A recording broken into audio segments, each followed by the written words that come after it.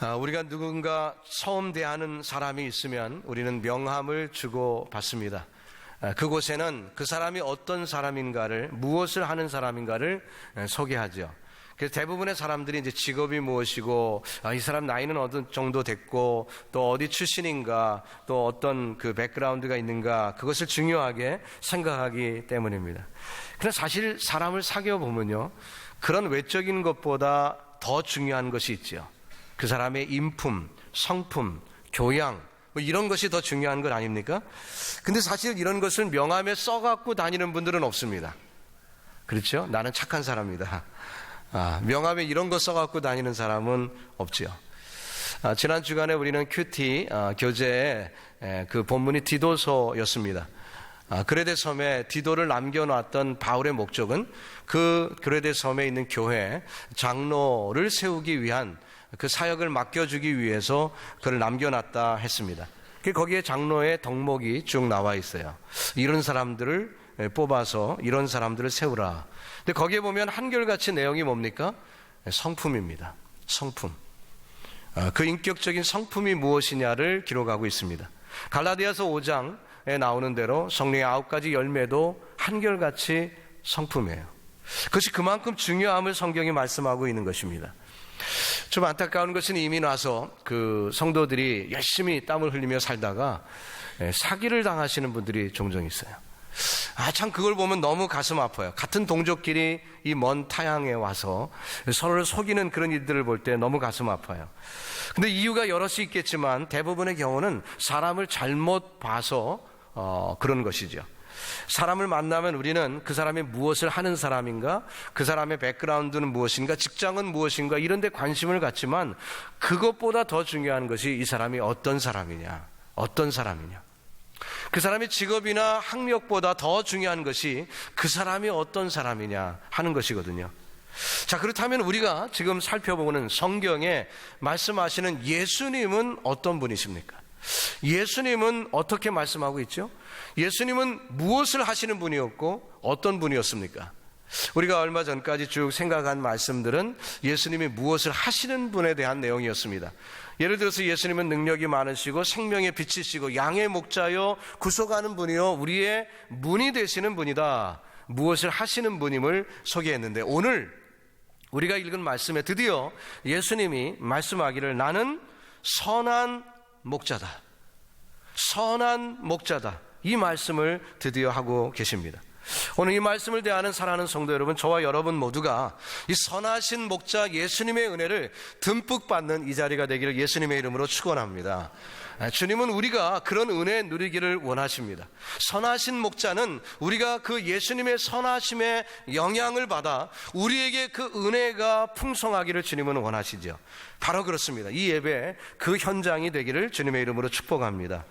오늘 본문에 나오는 선한 목자라는 그 표현 가운데 선하다고 쓰여 있는 헬라어 원어를 다른 성경 이렇게 이것저것의 용례를 살펴보면 선하다라고 번역을 안 하고 좋은 혹은 좋다라고 그렇게 번역을 하곤 했습니다. 예를 들어서 마태복음 3장 8절 이하에 있는 말씀을 보면은 그러므로 회개에 합당한 열매를 맺고 속으로 아브라함이 우리 조상이라 생각지 말라.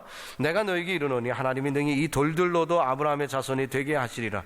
이미 도끼가 나무 뿌리에 놓였으니 좋은 열매 맺지 아니하는 나무마다 치고 던지우리라. 자, 여기 좋은 열매라는 그 표현 가운데 좋다라는 단어에 쓰인 헬라어와 오늘 우리 본문의 삶은 선한 목자의 선하다는 그 표현이 원어적으로 같은 단어라는 거예요. 이 좋은 열매, 좋은 목자라는 거죠. 좋은 열매를 보고 그 나무가 좋은 나무, 그 나무가 좋은 나무라는 것을 우리가 판단하지 않습니까? 잎이 무성하고 푸르다고 해서 그 나무가 좋은 나무가 아니죠.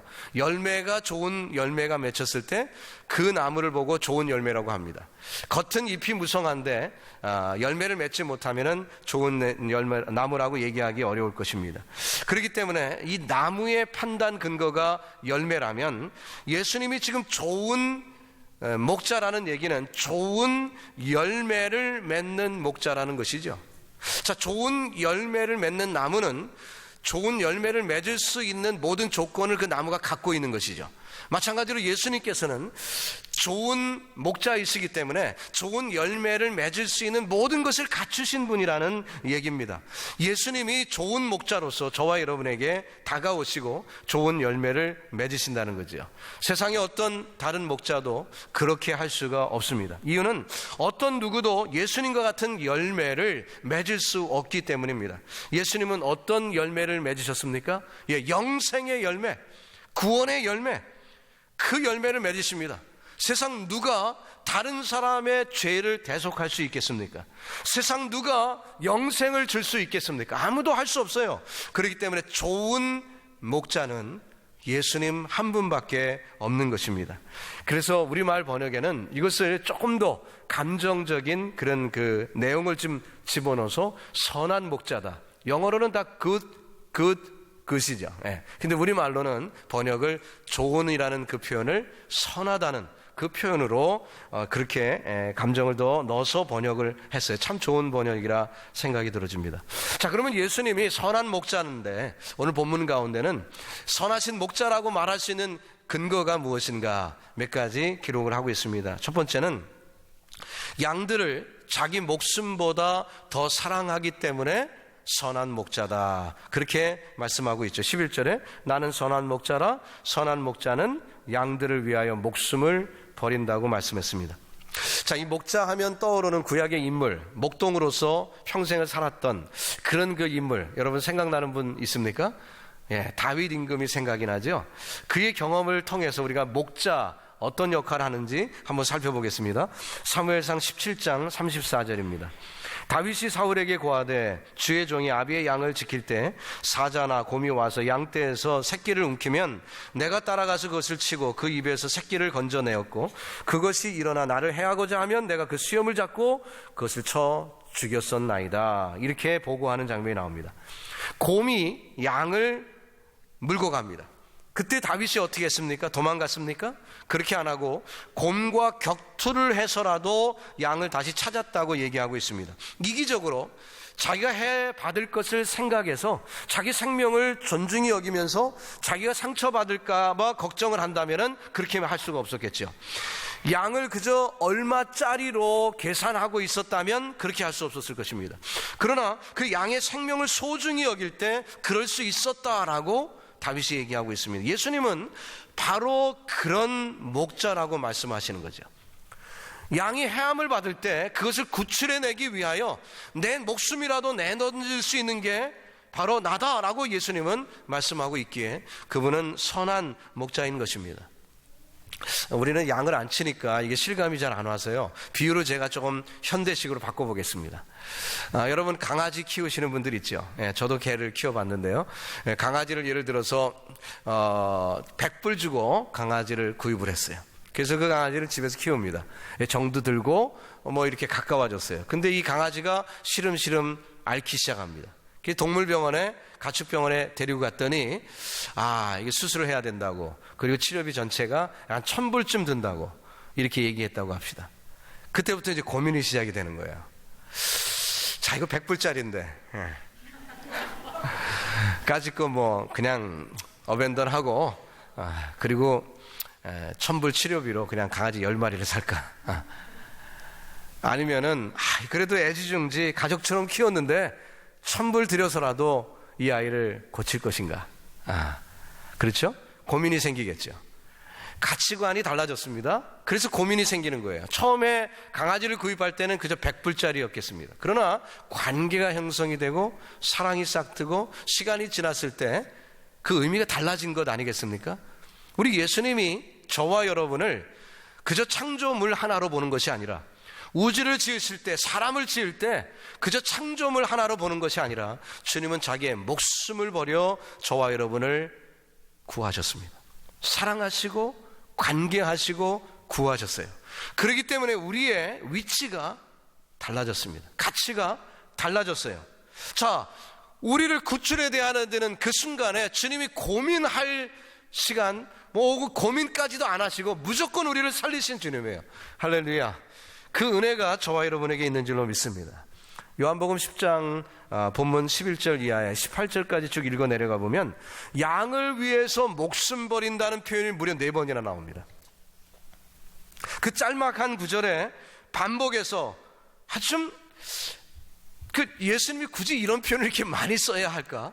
우리한테 뭐 애걸복걸하는 것 같아요. 내가 이만큼 너희들을 사랑한다. 제발 좀 알아달라. 그런 말씀을 하시는 것 같은 느낌까지 받아요. 오직 우리가 예수님의 사랑을 믿지 않으면은 예수님이 나는 양을 위하여 목숨을 버리는 목자야. 이것을 그 짧은 구절에서 4번씩이나 얘기하실까?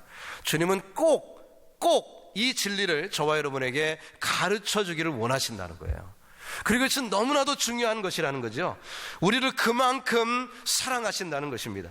근데 우리가 이런 설교나 이런 성경을 읽을 때 그냥 우리는 무심코 읽어 내려가는 그 감동을 별로 받지 않는 때가 있지 않습니까? 하나님께서 나한테 이렇게 관심이 많으셔. 왜 하나님 그렇게 안 하셔도 되는데 이 정도 사랑을 하실까? 여러분, 우리는 심각한 영적인 장애를 겪고 있습니다. 이 체감이 안 돼요. 감각이 없어요. 마치 문둥병 걸린 것처럼 감각이 없는 우리들을 보지 않습니까? 제가 설교를 준비하다가 이 부분을 이렇게 써내려가다가 저 자신도 어떻게 이런 말씀을 지금 내가 쓰고 있는데 또 전화하려고 준비하고 있는데 이 감동이 예전만 못한 것 같은 거예요. 그래갖고 제가 설교를 쓰다가 스탑을 했어요. 나는 선한 목자라. 선한 목자는 양을 위하여 목숨을 버리느라. 내가 내 생명보다 너를 더 사랑한다. 이 말씀을 읽고 쓰고 전하려고 하는데 별반 감동이 예전처럼 없다는 거예요. 제가 깜짝 놀랐습니다. 내가 왜 이렇지? 너무나도 귀한 진리고 정말로 너무나도 소중한 말씀인데 내가 왜 이러지? 영적으로 심한 장애가 오고 있다는 거죠. 사랑하는 성도 여러분, 혹시 저만 그런가요? 여러분도 그렇지 않습니까? 혹시? 우리 첫사랑, 주님과 만나던 그 첫사랑, 하나님의 사랑을 체험하던 그 첫사랑, 여러분 회복하기를 주님의 이름으로 축원합니다. 좀 우리가 영적으로 민감해집시다. 남들로부터 광신자란 얘기 좀 들으면 어떻습니까? 너무 그렇게 믿지 말라고 그런 얘기 좀 들으면 어떻습니까? 정말 중요한 것은 사람과의 관계보다 우리 주님과의 관계 아닙니까? 하나님과의 관계죠. 언젠가 제가 마음이 뜨거워져 갖고 설교를 하다가 저는 목회에 목숨을 걸었습니다. 이렇게 설교를 했더니 어떤 장로님이 저한테 찾아와서 목사님 그렇게 좀 설교하지 말라고, 좀 부담 간다고. 목숨 걸다니. 너무 좀 부담 간다고. 그러시더라고요. 그래서 그런 건가 생각했었는데, 여러분 우리 신앙생활은 목숨 건 겁니다. 그렇죠? 죽고 사는 문제 아닙니까? 예수 믿어서 우리가 생명을 얻은 거 아니에요? 살게 된 거예요. 우리 신앙생활은 죽고 사는 문제입니다. 어차피 이건 내가 목숨을 걸다 안 걸다 이전에 이미 출발점부터 내가 기독교에 입문하고 예수를 구주로 영접했다면 나는 목숨을 이미 건 거예요. 거기에. 왜? 하나님이, 예수님이 목숨을 먼저 거셨기 때문에. 여러분 감각이 둔해지지 마시기 바랍니다. 우리가 세상의 삶을 살 때 세상이 우리를 산만하게 만들고요, 세상 살다 보니 내 맘대로 되지 않으니까 원망, 불만 이런 것 덕에 살아서 우리의 눈이 한눈 팔 때가 많이 있습니다. 그러나 이 시간, 예배하는 시간, 이 시간 하나님을 바라볼 때 정말 주님과 우리의 눈이 마주치는 은혜를 누리시기를 주님의 이름으로 축원합니다. 우리 주님은 단 한순간도 우리에게서 눈을 떼신 적이 없어요. 우리가 눈을 들어 하나님을 보는 순간 우리 눈은 당연히 주님과 눈맞춤이 있을 것이고, 주님은 사랑의 눈으로 기쁨의 눈물을 흘리며 저와 여러분을 맞이하실 것입니다. 여러분 예배 때마다 그런 은혜 누리시기를 주님의 이름으로 축복합니다. 누가복음 15장에 보면 잃어버린 비유 시리즈가 나오죠. 거기에 보면 99마리 양을 두고 한 마리 양을 찾으러 가는 목자의 이야기가 나옵니다.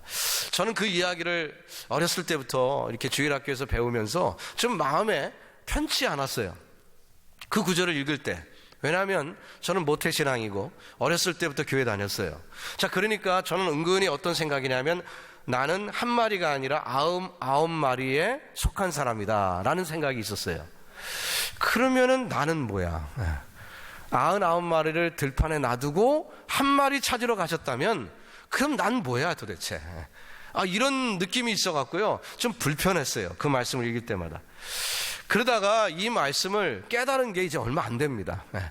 그 말씀을 다시 읽고 또 읽으면서 깨달은 게 얼마 안 돼요. 그 말씀을 읽으면서 이것이 예수님의 기대구나, 기대. 어떤 기대요? 그 99마리도 목자의 심정이 되면, 목자의 심정이 되면 그 길을 잃어버린 한 마리 양을 돌아오기를 애타게 기다릴 것이고, 그 목자의 심정이 되면 그 한 마리가 돌아올 때 그 잔치의 큰 기쁨을 함께 누리겠구나. 불행히도 탕자의 형, 집안에 있었던 그 형은 목자의 심정이 되지 못했습니다. 아버지의 심정이 되지 못했습니다. 그러기에 동생이 돌아왔을 때 기뻐하기는커녕 아버지가 동생을 사랑하는 그 모습을 보고 편애한다고 생각하면서 불편히 여겼죠. 자, 이것은 목자의 심정, 아버지의 심정을 못 받은 사람의 모습이에요. 그러니 탕자죠. 그도 잃어버린 양에 불과한 것이죠. 그러나 우리가 구원받은 성도라면, 저와 여러분이 선한 목자를 따르고 있다면, 선한 목자, 우리 예수님께서 우리에게 거시는 기대가 무엇일까요? 목자의 심정을 이해하고, 정말 아버지의 심정을 이해하고 그 기쁨에 동참하기를 원하는, 달란트 비유에 보면은 그 한 달란트 받은 그 참 미련한 종 외에 2달란트, 5달란트 받은 자들에게 축복하는 순간에 함께 주인의 기쁨에 동참하라고 말씀하죠. 그것입니다. 바로 우리가 아버지의 심정, 목자의 심정을 우리가 헤아리면서 주님을 닮아갈 때 주의 마음으로 함께 기쁨을 나눌 수 있는 놀라운 축복이 저와 여러분에게 있기를 예수님의 이름으로 축원합니다. 두 번째로, 예수님은 양들을 너무나 잘 아시기 때문에 선한 목자, 좋은 목자, 분명히 그렇게 되는 거죠. 14절 말씀해 보니까 나는 선한 목자라 내가 내 양을 알고 양도 나를 안다고 그렇게 말씀합니다. 27절에도 보니까 내 양은 내 음성을 들으며 나는 저희를 알며 저희는 나를 따른다고 말씀했어요. 여기서 안다는 표현은 그저 적당한 인포메이션이 아닙니다. 양이 몇 마리고 어떤 양이 나이가 얼마나 됐고 이 양이 새끼를 뱉는지 안 뱉는지 그 정도의 정보는 사꾼도 다 알지요. 여기서 안다라고 말씀하실 때 어떤 의미가 포함됐다고 생각합니까? 그것은 양의 처지를 안다는 거죠. 양의 입장을 아신다는 거예요. 양의 고충을 아신다는 거죠. 그래서 그 양의 모든 것을 속속이 알고 있다는 그 표현 아니겠습니까? 그러니까 그분이 선한 목자가 되는 거죠. 그렇다면 예수님께서 저와 여러분의 처지를 얼마나 아십니까? 14절로 15절에 보니까 어느 정도 아시고 계시는지를 설명하는데요, 나는 선한 목자라 내가 내 양을 알고 양도 나를 아는 것이 아버지께서 나를 아시고 내가 아버지를 아는 것 같이 나는 양을 위하여 목숨을 버리노라 말씀했습니다. 예수님이 우리를 아시는 정도를 지금 설명하시는데, 그 설명을 하실 때 쓰신 방법이 뭐냐면은 하나님이 예수님을 아시는 정도로 예수님이 우리를 아신다, 이렇게 말씀했습니다. 여러분, 무슨 뜻입니까? 하나님이 모든 생각을 예수님과 나누고 계십니다. 예수님의 모든 생각은 하나님의 생각과 일치합니다. 그 두 분 사이에는 간격이 없습니다. 틈새가 없습니다. 일치합니다. 빌립보서 2장에서 보면은 그는 하나님의 본체라고 얘기했어요. 본체라고 말할 정도로 정말 그 모든 지식이 함께 쉬어하는 동일한 지식을 갖고 계세요. 그런데 그 정도로 예수님이 저와 여러분을 아신다고 말씀합니다. 그야말로 세밀하게, 세심하게, 정확하게 우리의 모든 것을 다 아신다는 거예요. 소름 끼칠 얘기 아닙니까? 우리의 폐부, 우리 신부, 모든 것을 다 아신다는 거예요. 여러분이 하루는 이제 대청소를 하려고 여러분의 침실을 이렇게 탁 대청소를 하는데 깜짝 놀랍니다. 왜냐하면 거기에 몰래카메라가 딱 있는 거예요. 깜짝 놀랐어요. 누군가가 거기에다 몰래카메라를 딱 장착하고 여러분의 침실의 모든 것을 다 보고 있었다고 가정해 봅시다. 기분이 어떨까요? 끔찍하겠죠. 예? 끔찍할 거예요. 그런데 나를 보고 있는 그 대상이 누군지 내가 안다면, 또 그분이 어떤 분인지, 즉 나를 너무너무 사랑하는 사람, 온 우주 중에 나를 가장 사랑하는 사람이 나를 보고 있어요. 그리고 또 나도 그분을 가장 사랑해요. 그럼 어떤 마음이 들까요? 끔찍한 마음이 드는 게 아니라 마음의 안도감을 누리겠죠? 평안함이 있을 거예요. 그렇죠? 집안에 혼자 있을 때도 불안하지 않을 거예요. 아, 그분이 날 보고 계시지. 그런 마음이 있을 건 아니겠습니까? 마치 어머니 품에 안겨있는 어떤 아이가 아무리 요동치는 버스에 앉아있다 할지라도 그 품에서 아무 걱정 없이 잠을 자는 것처럼, 우리가 하나님의 은혜를 누린다면, 하나님을 만나 우리의 인생을 산다면 어떨까요? 세상이 어떤 유혹으로 나를 힘들게 한다 할지라도 그것에 한눈 팔지 않고 주님과 은혜 누리며 깊은 평안을 누리게 되지 않을까요? 여러분과 저에게 그런 은혜 있기를 주님의 이름으로 축복합니다. 요즘은 저희 아이들이 다 커갖고 못하고 있지만, 얼마 전까지 저희 아이들이 어렸을 때 제가 이제 늦게 귀가할 때가 많이 있지 않습니까? 그러면 늦게 귀가하면은 애들이 다 자고 있어요. 그러면 자고 있으면은 애들 머리에 손을 얹고 이제 기도를 합니다. 축복을 하죠. 그리고선 돌아오곤 해요. 요즘은 애들이 저보다 더 늦게 자니까 이제 그걸 할 찬스가 없는데, 아이들이 저보다 먼저 잘 때 이제 그런 일을 했는데요. 나중에 애들하고 얘기해 보니까, 요놈들이 글쎄 다 알고 있었더라고요. 그냥 자는 척 하고 있었던 거예요. 아빠가 자기가 자는 줄 알고 와서 기도하는 줄 아니까 그냥 자는 척 했던 거예요. 그래서 저한테 이실직고 한 때가 있습니다. 사실은 아빠 그때 깨어 있었는데 하면서 웃으면서 이렇게 얘기해요. 근데 그 아이가 여러분들에게 신경질을 내면서, 아빠 제발 좀 그러지 마. 아니 벌써 잠드는데, 이제 막 잠들려고 하는데 왜 자꾸 깨우고 나를 귀찮게 해? 나 좀 leave me alone 하고서 여러분들에게 컴플레인하면 마음이 먹먹하고 굉장히 힘들 거예요.